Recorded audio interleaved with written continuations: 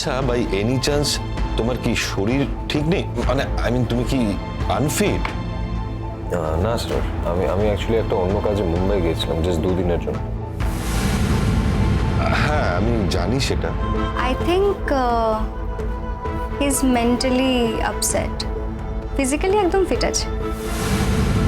মানে mentally upset কেন? যা যা চেয়েছিল তা নিশ্চয়ই হয়নি, মানে এমন অনেক কিছুই চেয়েছিল হয়তো যেগুলো পূরণ হয়নি।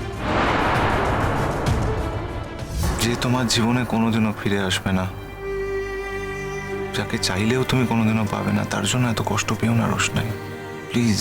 এখন কষ্ট তো আর কোনো যুক্তির ধার ধারে না। তবে হ্যাঁ,